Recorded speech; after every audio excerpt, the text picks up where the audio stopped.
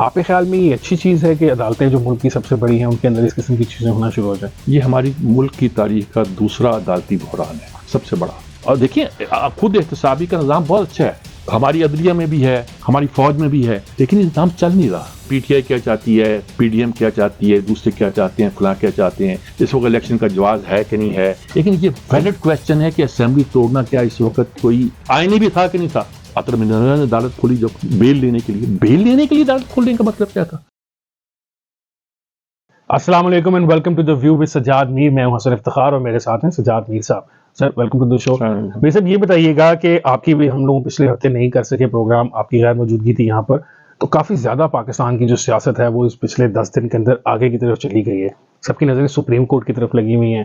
Supreme court کے اپنے اندر جو ہے جو اس وقت ہم دیکھ رہے ہیں خبریں جس قسم کی باہر آ رہی ہیں، ایسا فیل ہو رہا ہے کہ جو ملک کے اندر جو ڈویژن تھی وہ سپریم کورٹ کے اندر بھی اب نظر آ رہی ہے کہ باقی سارے ملک میں، اور ہم اسٹیبلشمنٹ کی تو بات پہلے کرتے رہے ہیں کہ اسٹیبلشمنٹ بھی 2 حصوں میں بٹی ہوئی تھی، تو اب ایسا فیل ہو رہا ہے کہ سپریم کورٹ آف پاکستان بھی جو ہے وہ 2 حصوں میں بٹ گئی ہے۔ چیف جسٹس صاحب جو ہیں ایک طرف وہ ہیں اور باقی طرف دوسری ججز ہیں۔ آپ کے خیال میں یہ اچھی چیز ہے کہ عدالتیں جو ملک کی سب سے بڑی ہیں ان کے اندر اس قسم کی چیزیں ہونا شروع ہو جائیں؟ یہ ہماری ملک کی تاریخ کا دوسرا عدالتی بحران ہے، سب سے بڑا۔ پہلے کا بھی میں عینی شاہد ہوں جو سجاد علی شاہ کے زمانے میں پیش ہوا تھا۔ بدقسمتی سے ہم نے اس کو بھی غلط انٹرپریٹ کیا، ہم نے سجاد علی شاہ کو ہیرو بنایا۔ سیاست کا تقاضا ہوتا ہے، ہمارے مجید نظامی بھی پڑے اس کے خطے کے اوپر، تو یہ چاہتا تھا، یہ نواز شریف نہیں مانتا وغیرہ وغیرہ۔ لیکن سجاد علی شاہ بھی جو تھے وہ بیلنس مائنڈ کے آدمی نہیں تھے۔ انہوں نے اپنے تمام ججز کو اپنے خلاف کر دیا تھا۔ وہ ملک سے باہر گئے، ایکٹنگ چیف جسٹس تھا، اس نے کوئی آرڈر پاس کیا، یہ واپس آئے اور پہلا بیان یہ دیا کہ اب ایکٹنگ ختم ہو گئی ہے، یعنی مذاق اڑایا۔ اس کے بعد جو ہونا تھا وہ تاریخ کا حصہ ہے، لیکن میں بالکل اپنی فرسٹ ہینڈ نالج کی بنیاد پر کہہ رہا ہوں کہ وہ بیلنس آدمی نہیں تھے۔ اس سے پہلے جو ایک فیصلہ جس پہ ان کا ڈسینٹ کا نوٹ تھا، 10 جج ایک طرف تھے، ایک طرف ایک تھا، ان کے بارے میں یہ بے نظیر کے حوالے سے تھا۔ اس کے بارے میں یہ کہا جاتا ہے کہ وہ کسی سندھی نیشنلسٹ دانشور کا لکھا ہوا تھا، ورڈنگ اس کی ایسی تھی، ایک جج کی ورڈنگ نہیں تھی۔ اور رابطے تو کرتے میں نے خود دیکھا ہے، ایوان صدر کے ساتھ، اس کے ساتھ آرمی چیف کے ساتھ کس طرح ان سب کے رابطے تھے، یہ میں نے خود ٹیلی فون ایسی جگہوں پہ موجود تھا جہاں ٹیلی فون یہ ہو رہے تھے۔ تو وہ ایک دن میں انہوں نے آئینی کنسٹیٹیوشن وہ ختم کر دی۔ باقی جج سارے کہنے لگے بھائی سپریم کورٹ کے نام پہ کیا ہو رہا ہے، تماشا ہو گیا۔ اب بھی صورتحال یہ ہے کہ یہ امتحان چیف جسٹس کا ہے، اس کو اپنی عدالت کو انٹیکٹ رکھنا ہے، اور اس وقت سے لے کر 8-9 مہینے 10 مہینے سے لے کر وہ انٹیکٹ نہیں رکھ پا رہے۔ دیکھیے یہ جو ہمارے جو کیا نام جو چیف جسٹس تھے اسلام آباد ہائی کورٹ کے، جسٹس اطہر من اللہ، یہ کوئی پرو نون لیگ نہیں گنے جاتے ہیں، بلکہ ان کی فیملی کے بارے میں کہا جاتا ہے کہ وہ تو پی ٹی آئی کے زیادہ قریب ہے۔ یہ مسئلہ سیاسی افیلیشن کا نہیں ہے، عدالتی نظام کے متوازن ہونے کا ہے۔ اچھا یہ وہ جج ہیں جو کہتے ہیں کہ بھئی آپ فیصلے کریں، بینچ بنائیں، اس طرح بنائیں جس طرح لوگوں کو کوئی اعتراض نہ ہو، شک نہ ہو، کوئی تنازع پیدا نہ ہو۔ اب دیکھو فائز عیسیٰ جو سینئر موسٹ آپ نے نکال دی، وہ بہت عرصے سے چیف صاحب جو ہیں کسی اہم بینچ میں فائز عیسیٰ صاحب کو تو نہیں، فائز عیسیٰ کو بھی نہیں، اور یعنی کہ جو سینئر موسٹ ججز ہیں وہ شامل، آپ نے نان رکنی بنانا تھا، سینئر موسٹ کا بنا دیتے۔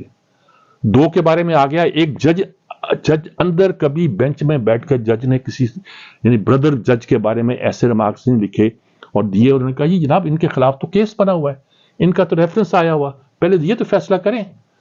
اور دیکھیں خود احتسابی کا نظام بہت اچھا ہے، ہماری عدلیہ میں بھی ہے، ہماری فوج میں بھی ہے، لیکن یہ نظام چل نہیں رہا۔ دیکھیں اب آپ بیٹھے ہوئے ہیں، ایک وہ جج تھے، خیر انہوں نے اچھا کیا، وہ نکل گئے، اعجاز الحسن 73 مقدمات سیاسی انہوں نے سنے، جو آج انہوں نے فائز علی عیسیٰ نے کیس لیا ہے کہ بھی رجسٹرار کیسے لگاتا ہے، 73 پولیٹیکل کیس انہوں نے سنے، سارے کے سارے انہوں نے پی ٹی آئی کے حق میں فیصلے کیے، اور 9 دوسرے ججز نے سنے جو غیر متعلقہ تھے۔ تو یہ آپ اگر چیف جسٹس، اگر اسے جوڈیشل آمریت کہتے ہیں نا جی، اگر یہ پیدا کر دیں گے تو بہت بڑی غلط بات ہو جائے گی۔ اچھا رواج یہی ہے، قانون یہی ہے، لیکن انصاف کیا ہے؟ قانون اور انصاف اس وقت 2 الگ الگ پلڑوں میں پڑے ہوئے ہیں۔ قانون تو یہ ہے کہ جو 5 رکنی بینچ جو فیصلہ کرے گا وہ فیصلہ حتمی ہے۔ اچھا اس فیصلے کو نہیں مانا جاتا، لیت و لات سے کام لیا جاتا ہے، ایگزیکٹو کو بہت سے ہیلے آتے ہیں، بہانے آتے ہیں، ہر زمانے میں ہوتے رہے ہیں، وہ کریں گے بھی۔ پیسے نہیں ہے فلانی کچھ جو بھی کریں گے جیسا کریں گے اگر انہوں نے نہیں کرانے ہوگے. دوسری بات یہ ہے کہ انہوں نے بھی بڑا اچھا سوال اٹھایا عطر بن اللہ نے. انہوں نے کہا کہ پہلے یہ طے کرو اسمبلیاں ٹھیک توڑی گئی ہیں. یہ چیف منسٹر نے اسمبلی کے لوگوں کی مرضی سے نہیں توڑی ہیں. نہ لوگوں کی مرضی تھی اسمبلی کے ممبر کی, نہ چیف منسٹر کی مرضی تھی, بلکہ اسے باہر سے ڈکٹیٹ کیا گیا ہے. someone who was not a member of the parliament. دیکھیں چرچ شجاعت کے مسئلے پہ انہوں نے کہا کہ جی پارلیمنٹری پارٹی کا لیڈر فیصلہ کرے گا. جو اس کا ہیڈ تھا اس کی بات نہیں سنی گئی. یہاں آپ فیصلہ کرتے ہیں کہ جی اگر کوئی پارٹی ہیڈ باہر سے فیصلہ کر دے اور چیف منسٹر اس کو مان دے تو. لیکن میرے صاحب اس بارے میں تو سپریم کورٹ نے اس طرف تو سپریم کورٹ آئی نہیں. ہم نے جو 2-3 دن کی ابھی بھی آج بھی چل رہی ہے قانونی طور پر سپریم کورٹ جو بھی فیصلہ کرے گا وہ درست ہوگا قانونی طور پر, لیکن انصاف کے مطابق یہ ہوگا کہ نہیں ہوگا یہ دوسری بات. اس وقت قانون اور انصاف دو الگ چیزیں ہو گئی ہیں. اور سیاسی طور پر تو خیر بات چھوڑ دیں, میں وہ کرتے نہیں ہوں کہ پی ٹی آئی کیا چاہتی ہے, پی ڈی ایم کیا چاہتی ہے, دوسرے کیا چاہتے ہیں, فلاں کیا چاہتے ہیں, اس وقت الیکشن کا جواز ہے کہ نہیں ہے. لیکن یہ ویلڈ کویسچن ہے کہ اسمبلی توڑنا کیا اس وقت کوئی اچھا فیل تھا اس وقت جس وقت جو حالات پاکستان کے تھے. اچھا فیل تو ہم کہتے ہیں نا ہماری زبان میں. اس نے کہا کہ آئینی بھی تھا کہ نہیں تھا, کانسٹیٹیوشنل تھا کہ نہیں تھا. تو یہ بہت سارے سوالات جو پیدا ہوئے ہیں یہ سپریم کورٹ کے اپنے پیدا کیے ہوئے ہیں. سپریم کورٹ کے نہیں, عدلیہ کے اپنے.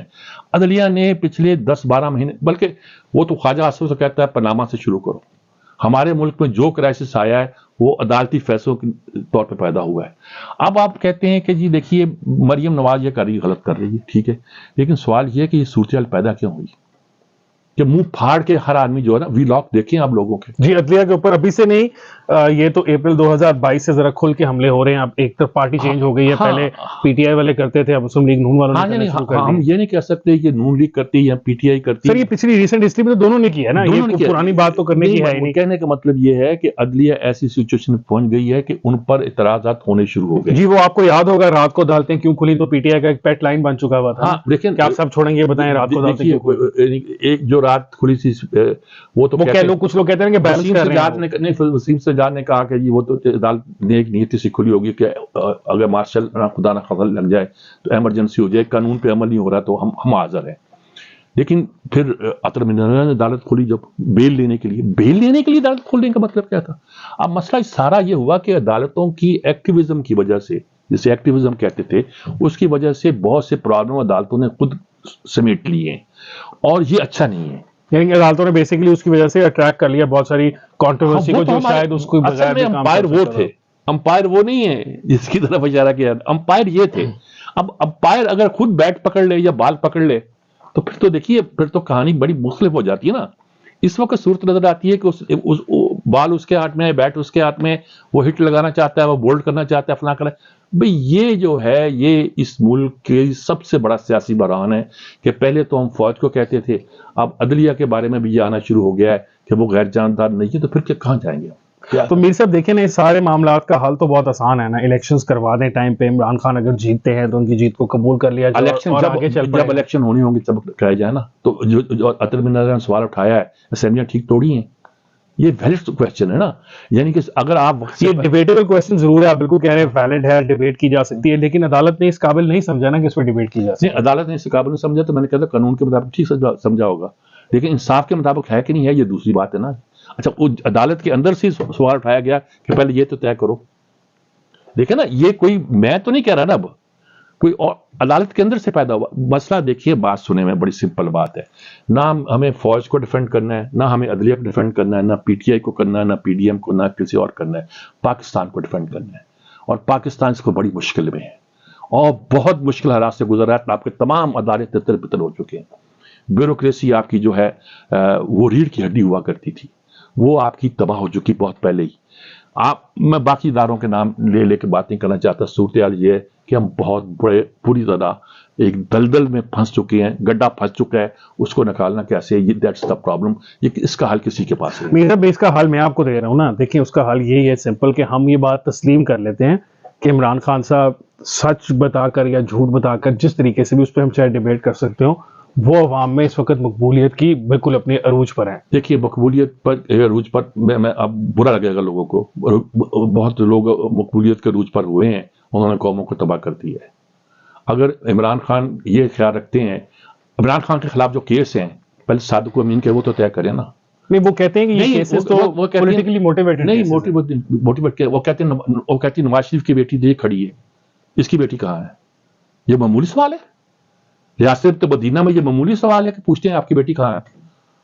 میری بات سمجھ کر آپ, مسئلہ یہ ہے کہ آپ پہلے یہ تو ثابت کریں کہ جو آدمی پاپولر ہو گیا ہے, کسی وجہ سے پاپولر ہو گیا ہے, کیا وہ ان معیارات تک پورا ادلتا ہے جو ہمارے آئین نے دیے ہیں؟ وہ دیے نا, وہ ثاقب نثار صاحب نے ان کو صادق اور امین کو ڈکلیئر کیا. ثاقب نثار کو بھی ابھی تو کٹہرے میں آنا ہے, تو یہ تو دوسری بات ہوگی نا, یہ تو عدلیہ مشکوک ہوگی نا. سارے فیصلے ثاقب نثار سے لے کر وہ 5 رکنی بینچ جنہوں نے پاناما کا فیصلہ کیا اس سے لے کر اب تک ہماری تباہی, انہوں نے ناصر ملک کے خلاف کوئی کیوں نہیں بولتا؟ وہ کسی سائٹ تھوڑے لیتے تھے, وہ غیر جاندار قسم کے جج تھے. اس کا نام دیا تھا شاید اس کے لیے پی ٹی آئی نے الیکشن کمیشن کے لیے خبر. وہ لیکن کچھ ججز کی اپنی ایک سوبرائٹی ہوتی ہے, ایک اپنی ان کی تہذیب ہوتی ہے, ایک اپنا ان کا معیار ہوتا ہے, ایک اپنا ان کا انداز ہوتا ہے. وہ اس طرح سوچتے ہیں, اس طرح کرتے ہیں, اس طرح چلتے ہیں. فیصلہ ادھر دے سکتے ہیں, فیصلہ ادھر دے سکتے ہیں. درا پٹیل مثلا انہوں نے بھٹو کی پھانسی کے خلاف فیصلہ دیا, بڑے اپرائٹ جج تھے لیکن کمزور سے جج تھے. جسٹس حلیم جو تھے وہ کمزور جج تھے لیکن فیصلہ انہوں نے ادھر دیا تھا. تو بہت سے باتیں ہیں کہ فیصلے نہیں بولتے, ججوں کا مزاج دیکھنا ہوتا ہے کہ عدالتی مزاج ان کا کیسا ہے, کیا نہیں ہے, کیسا نہیں ہے.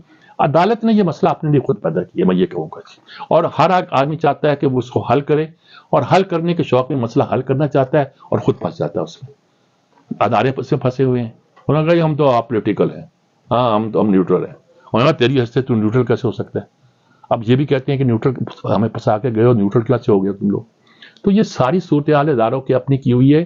ہمارا ملک بہت بری طرح پھنس چکا ہے سر. ملک کے ساتھ ساتھ اس وقت پی ڈی ایم بھی بری طرح پھنس چکی ہے. ابھی پھر ایک بائی الیکشن ہوا ہے راجن پور کا, جو اس کے اندر پھر پاکستان تحریک انصاف کھل کر جیت گئی. راجن پور کی سیٹ کو آپ دیکھیں, بات سنیں, وہاں تمنداروں کی حکومت ہے, وہ برادری کے اندر کا مسئلہ ہے. اس نے جعفر بلوچ کے بیٹے نے جیتنا تھا, دوسرے محسن لغاری صاحب جیت گئے, اویس لغاری کے بیٹے سے. ہاں اویس لغاری کے بیٹے تھے, مسلم لیگ نون کے ٹکٹ پر محسن لغاری تھے پاکستان تحریک انصاف. یہ ہونا تھا, یہ برادریوں کا اپنا معاملہ ہوتا ہے. وہ میں اب ڈیموکریسی کے بارے میں کیا کہوں, جہاں فیوڈل سسٹم ہے یا ٹرائبل سسٹم ہے, وہاں کون سی ڈیموکریسی جو ہے وہ عوام کی ول پہ کام کرتی ہے؟ یہ 7 تمندار ہیں جو جنرل غازی خان کی ڈویژن پہ رول کرتے ہیں, اور تمنداروں کی حکومت ہوتی ہے. ایک ڈاکٹر نذیر اٹھے تھے وہاں سے, جو بھی کہتے ہیں کہ ان کو بھی تمنداروں کی حمایت حاصل تھی, جنہوں نے آواز اٹھائی تھی اور شہید کر دیے گئے. لیکن یہ تو ایک صورتحال کو دیکھنا پڑتا ہے نا کہ کہاں اب ہمارا سوسائٹی کا سٹرکچر وہ چینج ہوا کہ نہیں ہوا. جہاں فیوڈل سٹرکچر مضبوط ہے وہاں فیوڈل آج بھی قبضے میں ہے.